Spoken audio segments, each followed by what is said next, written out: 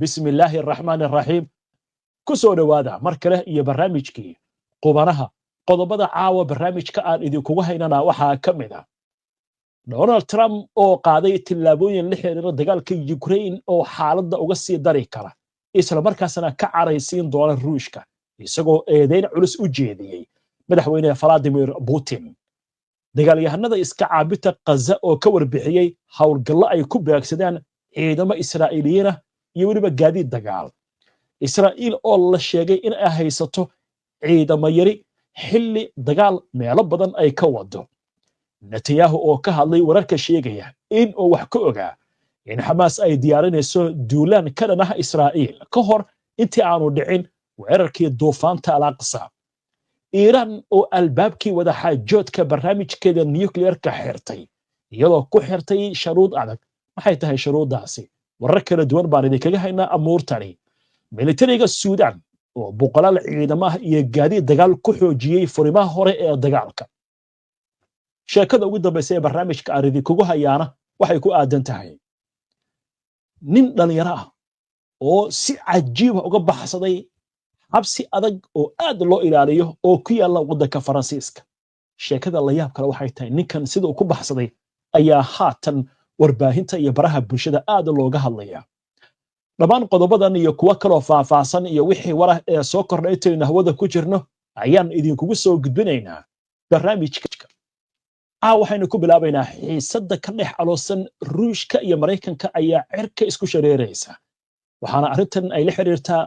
dagaalka Ukraine iyo hadallo adag oo dhaliil huwan iyo hanjabaad ah oo ka soo yeeraya dhanka Mareykanka aynu eegno war gordhaweyto warbaahinta Mareykanku ay faafisay oo la xiriira hadallo uu jeediyay madaxweynaha Mareykanka Donald Trump kaasi oo ku aadana in uu hub u diri doono Ukraine balse Mareykanka uusan bixin doonin qarashka hubkaasi isagoo muujiyay waa madaxweyne Trump nacayb weyn oo uu qabo Ruushka hadalkan ayuu ka jeediyay kulan aqalka cad uu kula yeeshay xogayaha guud ee NATO Mark Rutte kaasi oo sheegay in go'aanka Mareykanka ee hubka Ukraine lagu siinayo uu yahay mid aad muhiim u ah Trump ayaa faahfaahiyay in nidaamka difaaca hawada ee Patriot uu Ukraine gaari doono maalmo gudahooda isagoo tilmaamay in bixinta hub dheeriya ay keeni karto wasiidalka u dhigay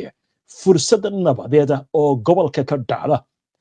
hadal kale oo ujeediyay Trump wuxuu sheegay in horay uu u rumaysnaa in heshiis laga gaari karo colaadda Ukraine uu dhow yahay isagoo yiri waxaan la hadlaa madaxweynaha Ruushka Vladimir Putin si dagaalka uu joojiyo laakiin gantaalo ayaa markiiba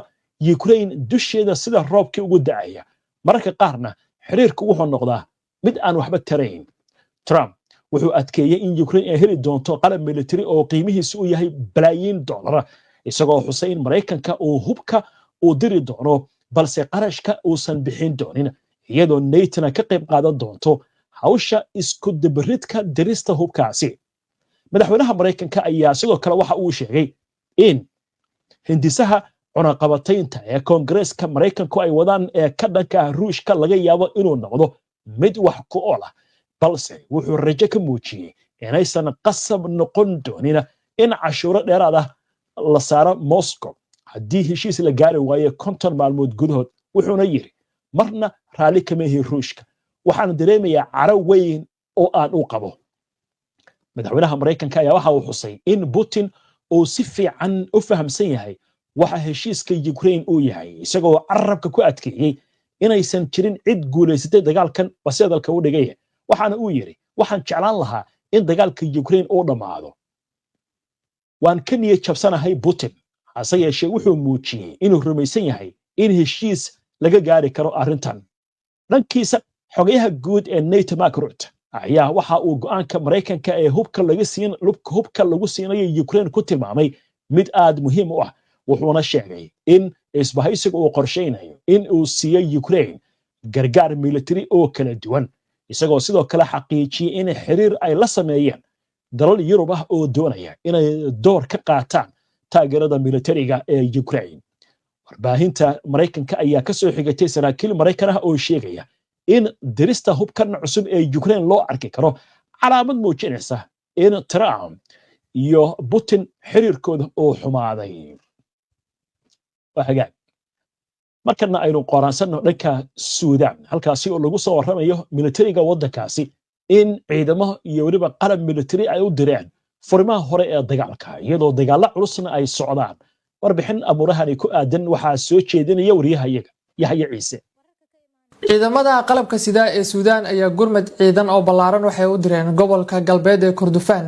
iyadoo ujeedadu ay tahay inay gaaraan furimaha hore ee dagaalka iyo goobaha istiraatiijiga ah gaar ahaan wadooyinka isku xira gobolada Kordofaan iyo Darfur si ay uga hortagaan dhaqdhaqaaqa sii koraya ee ciidanka RSF sida ay soo warisay warbaahinta maxalliga ee dalka Suudaan ilawareedyadu waxay sheegeen in meelaha kala qaybiya saddexda gobol ee gobolka laga yaabo in maalmaha soo socda ay noqoto goobo dagaalo toos ah ay ka dhacaan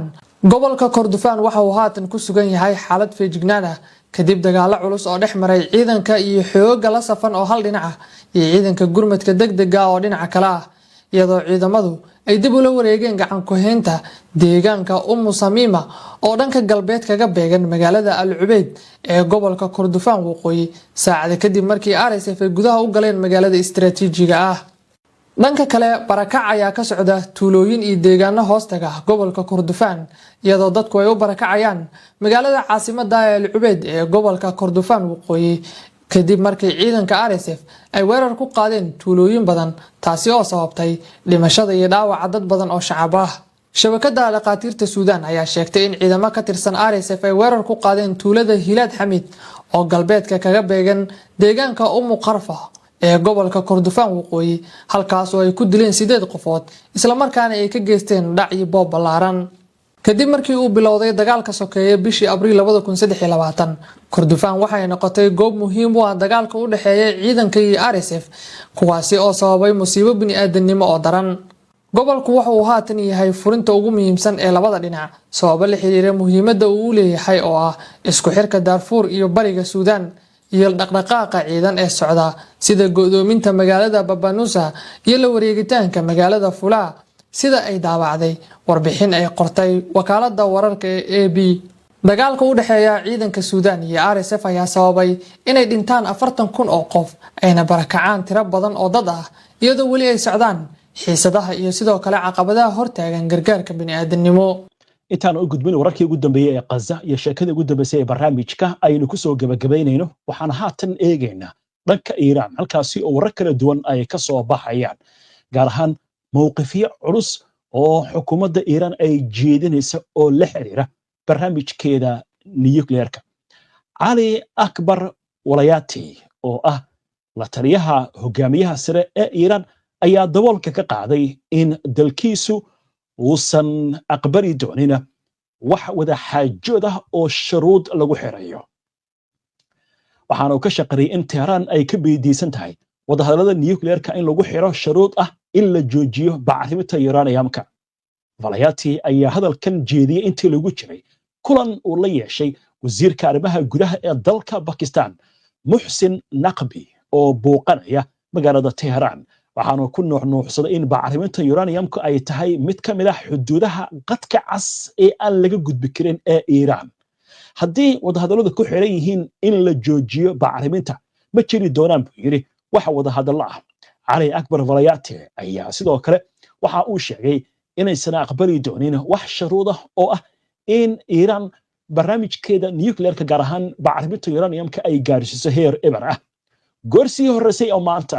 afayeenka wasaaradda arrimaha dibadda ee dalka Iiraan Ismaaciil Bakhai ayaa farta ku fiiqay in aan la cayimin waqti goob ama taariikh rasmi ah oo lagu qabanayo kulan dhexmara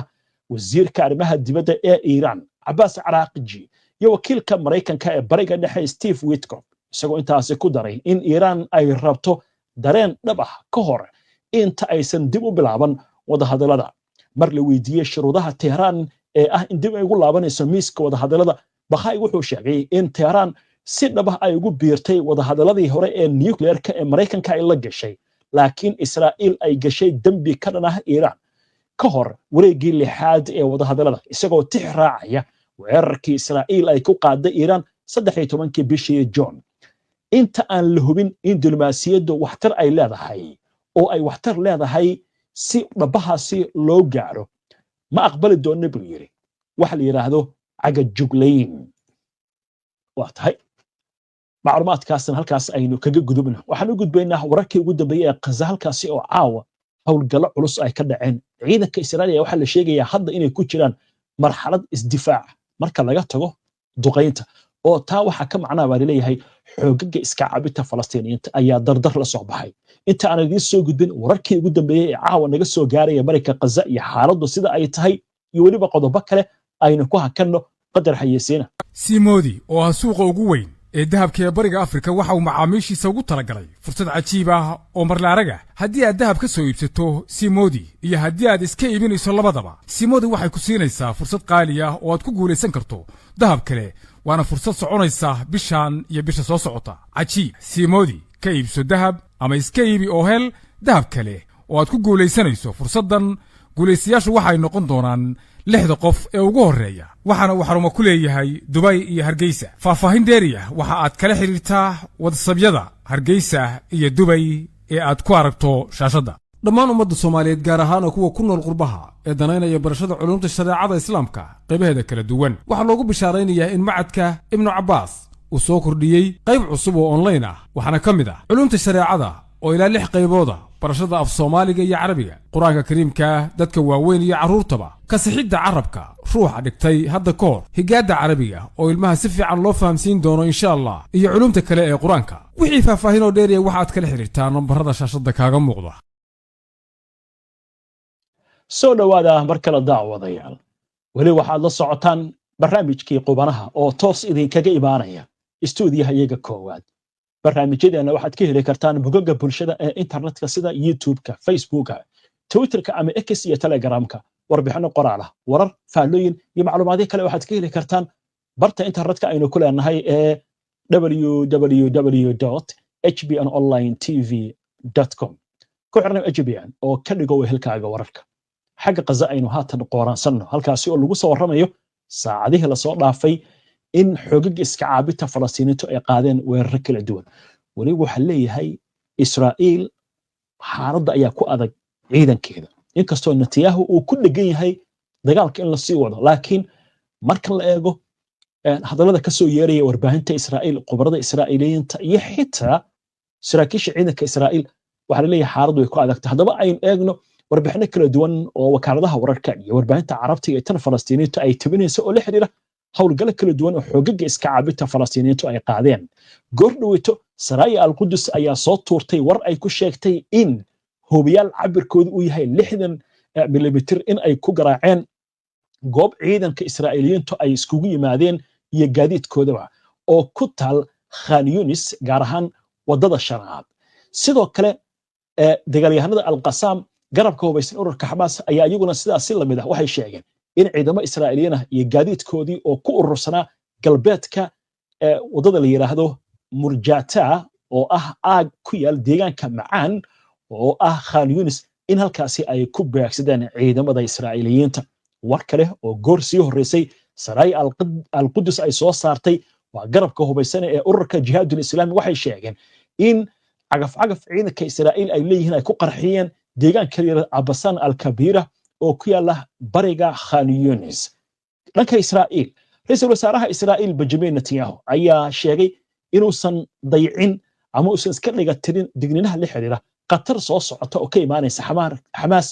ka hor weerarkii 7 Oktoobar Netanyahu ayaa waxa intaasi ku daray in uu ka hor yimid talooyin badan oo ka yimid saraakiil kala duwan oo kula taliyay in ciidanka uu baneeyo fariisamo ka mid ah marka Gaza wuxuu sheegay inuusan aqbalayn waxa heshiis iswadaarsiya oo uu arko mid xun wasiidalka u dhigay balse uu ogol yahay oo kaliya heshiis uu arko kuwa wanaagsan sidoo kale wuxuu hoosta ka xariiqay in Gaza ay tahay in ay maamulaan dad aan doonayn in ay burburiyaan Israa'iil wasiidalka u dhigay Netanyahu marka halkaas ayuu mowqifkiisa dhigay laakiin maxaa soo baxay caaw sheeko weyn baa soo baxday macadka amniga qaranka Israa'iil ayaa wuxuu soo saaray war weyn oo la xiriira Israa'iil oo ay haysato dhibaato xagga ciidanka walow dagaal ay ka wada meelo kala duwan haddaba aynu eegno war goordhaweyto warbaahinta Israa'iil ay baahisay macadka daraasaadka amniga qaranka ee Israa'iil ayaa sheegay in ciidamada militariga Israa'iil ay wajahayaan mid ka mid ah dhibaatooyinkii ugu waaweynaa ee la xiriira shaqaale yarida ama ciidan yarida tan iyo markii la aasaasay 1948 ilaa 47 Israa'iil markii la asaasay ciidankeeda ciidamada yaradii ugu ba'nayd baa haystaa la leeyahay aynu ku soconnaa warbixinta macadku wuxuu sheegay in ciidanku uu u baahan yahay 10,000 oo askari iyadoo Israa'iil dagaal ay kaga jirto dhowr jiho sahan ama daraasad la sameeyay ayaa waxay muujisay in 71% dadku ay aaminsan yihiin in markaa tilaabada ciidanka looga reebayo kooxaha Yuhuudda ay mayalka adag ay tahay mid dhaawici karta dadku inay ciidanka ku biiraan waxaana leeyahay 42% waalidiinta Israa'iiliyiinta ee caruurtooda askarta ay ka mid tahay ayaa waxay aaminsan yihiin in kooxdaasi in laga reebo ciidamadana ka qayb noqdaan taas ay tahay mid ku dhiirigelinaysa caruurtooda inaysan ku niyad samayn hawsha ciidanka ee ay ku jiraan halka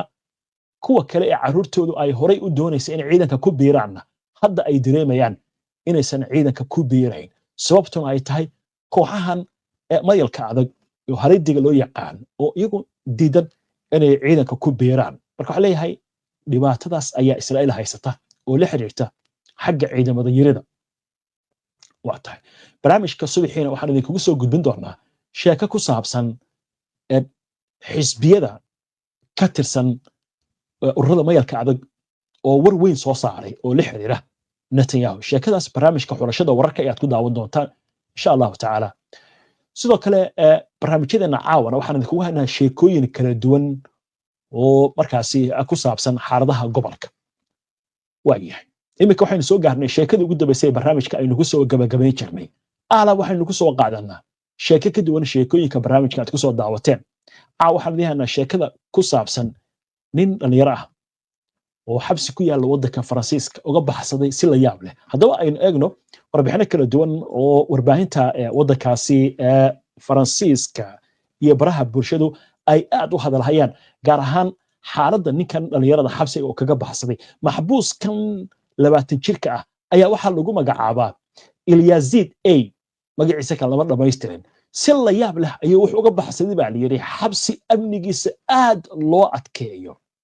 oo ku yaal magaalada leerada Lyon waxaana lagu soo waramayaa in maxbuus kale oo la sii deynayay boorsadiisii u dhex galay anaga ayaa aragnay kadibna maxbuuskii kale oo la sii deynayay jimcihii waliba aynu ka soo gudbinay wada sheekadanaya ayaa ninka isagoo sita banaanka u baxay wali waxa leeyahay xabsigan waa xabsi ammaankiisa aad loo ilaaliyo isla markaasna kamid ah xabsiyada loogu ilaalista badan yahay inkastoo cariiri badan halkaasi uu ka jiro warbixintu waxay sheegaysaa in Ilyazid uu xirnaa markaasi dharkii ciidanka rali ahaada dharkii maxaabista kadib waxa la sheegay boorsada intuu dhex galay in ninkii la sii deynay boorsada banaanka uu sii jiitay maxbuuskan baxsaday ayaa waxa la sheegay in loo haystay dambiye la xiriira dhac iyo dambiye kale oo uu galay waxa leeyahay dhowr sano ayuu ku xukunaa xabsiga macluumaadka ayaa waxa la sheegayaa in ninkan la ogaaday 24 saac kadib inuu maqan yahay kadibna waxa la eegay kaamirooyinkii iyo sida ninkan uu ku baxsaday ugu dambeyntii waxa la ogaaday ninkan la sii daayay inuu ninkan boorsada ku sii qaatay baadagoob baa la bilaabay ninkii maanta ayaa la soo qabtay waa maantay oo isniina intaas waa la raadinayay haddana waxaa la yiri xabsiga meelaha ka mid ah meelaha ugu adag ayaa la sii gelinaya dhacdatan oo kale ayaa waxa badanaa ay ka dhacdaa baa la yiraahdaa xabsiyada ku yaala waddanka Venezuela halkaasi oo haweeney markii ugu dambeysay boorsida ay ku qarisay nin saaxiibkeeda oo ay soo booqatay oo ay u keentay dhar iyo alaabo kale isagay hore u sii qaadatay waa sheeko cajiib ah inta ayaan ku soo gabagabeynayaa caawa barnaamijkii qubanaha waana ku mahadsantihiin daawashada barnaamijka si aad ula socoto wararkan iyo barnaamijyada iyo macluumaadka aynu soo gudbino haddii aad ka cusub tahay baraheena bulshada ama horay aadan ugu xirnayn hadda ku soo biir waana ku mahadsantihiin daawashada barnaamijka aynu barnaamijka xiga insha Allah inta ka horeysa nabadgelyo